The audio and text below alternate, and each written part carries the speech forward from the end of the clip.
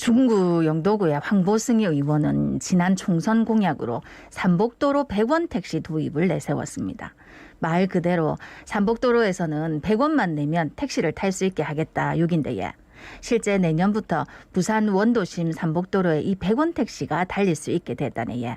광역시에 있는 지자체에서 100원 택시를 운영할 수 있도록 관련 법안이 통과됐기 때문인데요.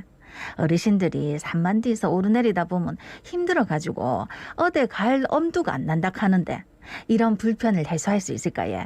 실제로 언제쯤 100원 택시를 탈 수 있을란가 이야기 한번 나눠보겠습니다. 자, 국민의힘 황보승희 의원 전화 연결돼 있습니다. 의원님 나와 계시죠?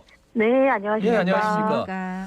네. 교통약자법 개정안이 국회 본회의를 통과했습니다. 앞으로 원도심 네네. 삼복도로에 100원 택시를 운영할 수 있게 되는 근거가 마련이 됐는데 좀 네. 자세한 설명 부탁드릴까요?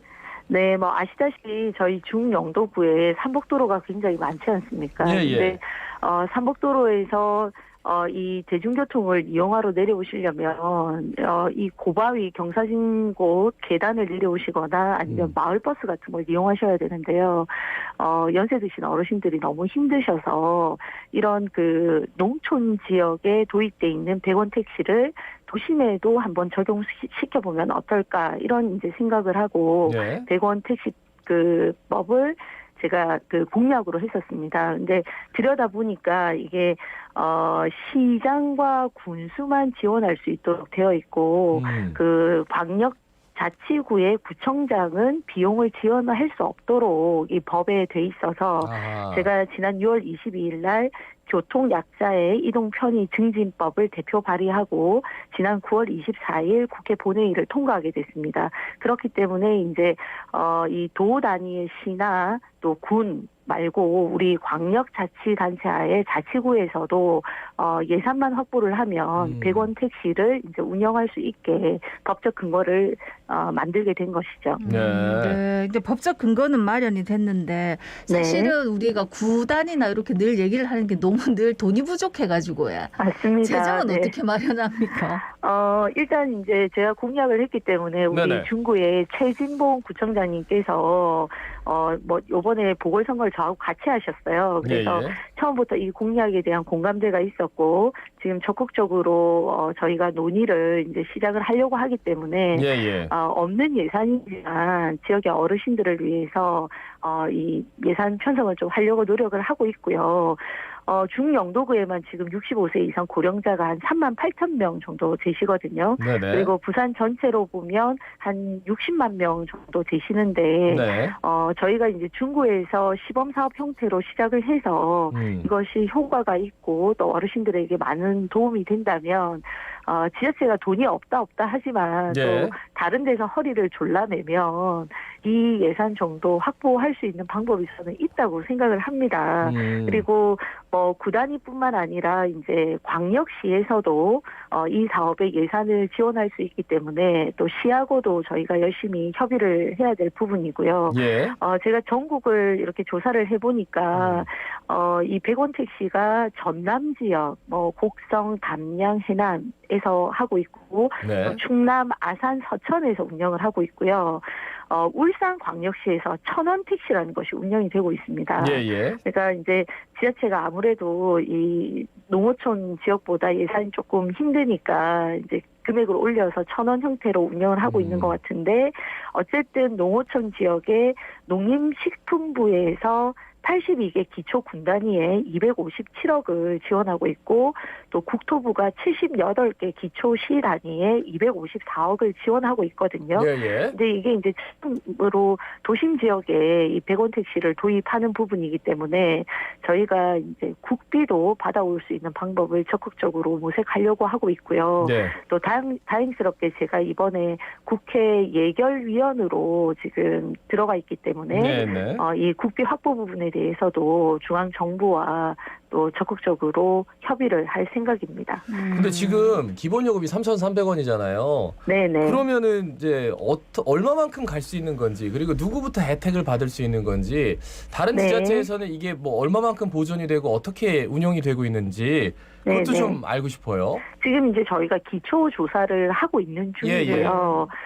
근데 이제 광범위하게 부산 전역을 다니실 수는 없을 거고 이것의 취지가 이제 대중교통이 없는 지역에 이 이제 마을에서 이동하실 때 대중교통까지 택시를 타는 것이거든요. 그래서 저희도 이제 중구면 중구 관내 안에서 그 고지대 대중교통 버스나 지하철이 없는 곳에서 버스나 지하철 타는 곳까지. 근데 사실 이제 버스나 지하철이 있는 곳까지 내려오신다는 것은 중구의 번화가로 내려오시는 거기 때문에 저희는 이제 병원을 가시거나 급하게 또 이제 시장을 보러 가신다거나 사실 어른들이 움직이시는 게 그 두 가지가 제일 클 겁니다. 그래서 관내에서 고지대에 계신 분들이 그렇게 이제 중심가로 이동하실 때 기본 요금을 적용하고 그 기본 요금 중에서 이제 100원을 제외한 나머지 비용을 지자체에서 지원하는 방향인데 모든 경우에 할 수는 없을 것이고요. 이제 한 달에 몇 회 정도 또 그 연세도 95세 이상을 저희가 고령자로 보는데 이게 65세 이상으로 할 것인지 또 연령대를 조금 더 높일 것인지 이런 구체적인 부분에 대해서는 향후 중구청과 지자체 이제 뭐 중구청에서 시범 사업을 해야 되니까요. 네. 이제 올 연말까지 논의를 해서 가급적이면 내년에 좀 저는 시범 사업으로 도입을 하고 싶은데 네, 추이를 좀 봐야 될 것 같습니다. 그러니까 매번 타면은 참 좋겠지만 일단 몇 번에 걸쳐서는 하는데 번화가까지 내려오는 그 기본 요금을 100원만 내고 나머지는 지자체가 보존하는 방식 시범적으로는. 네. 그리고 재정 상태를 봐서 이 대상을 늘리기 위해서는 또 이제 이 상징적으로 저희가 100원 택시라고 했는데요. 또 뭐 울산에서는 지금 1000원 택시 형태로 하고 있기 때문에 조금 부담 비율을 높일 수는 있는데 전체적인 우리가 이제 예산을 얼마로 할 것인지 또 대상자를 얼마로 할 것인지 이 부분 좀 더 논의를 해봐야 될 것 같습니다. 그러니까 뭐 얼핏 들었을 때 100원 택시 이렇게 하면 어르신들 좀 이렇게 이동하시기 편하겠다 했는데 세부적으로 들어가니까 진짜 고민할 게 너무 많네. 그렇습니다. 아니 그럼 일단 중구 영도구에서 시범 사업한다 하더라도 부산에 다른 데도 산복도로가 많다 아닙니까? 그렇죠. 그러면 다른 지역구에는 뭐 언제 정도 예상하십니까? 그건 이제 구청장님들께서 사실은 결정을 하실 수 있기 때문에 구청장의 의지에 달렸다고 보시면 되고요. 저희가 이제 시범 사업을 한다는 게 그만큼 이제 큰 의미가 있는 것이죠. 초기에 정말 효과가 있으면서도 최소한의 비용으로 이 설계가 잘 되어야지만 이게 다른 구로도 전파가 될 수 있고 또 연세가 드신 많은 어르신들께서 그래도 이 편의를 보실 수 있다 이렇게 생각을 하기 때문에 하여튼 저희가 좋은 모델을 도심에서는 뭐 울산에 있긴 하지만 부산에서 처음 하는 이것을 제대로 된 그 모델로 만들어서 부산 지역 내에 전파가 될 수 있도록 그렇게 해볼 생각입니다. 그래요. 뭐 어르신들 정말 산복도로가 많아가지고 부산 같은 경우에는 100원이든 1000원이든 그거 내고 어디죠 번화한 데까지만 가도 지하철까지만 가도 도움이 많이 되실 것 같아요. 그럼요. 저도 젊은데 이 고바위에서 내려오려면 핸들을 잡고 계단 내려오기 너무 힘들거든요. 일단 국비를 많이 땡겨 주셔야지 될 것 같은데. 국비를 하여튼 최대한 확보하는 게 제 목표인데 열심히 이번 연말에 예결위에서 11월부터 지금 예결위 시작이 되거든요. 열심히 논의해 보도록 하겠습니다. 시간이 길지 않아서 짧게 여쭙겠습니다. 다른 질문인데 국민의힘 지금 부산 서울시장 보궐선거 후보 공천을 위한 경선준비위원회 출범시켰는데 그 경선준비위원 중에 부산 출신 의원으로는 황보승희, 박수영 두 초선 의원이 포함이 됐습니다.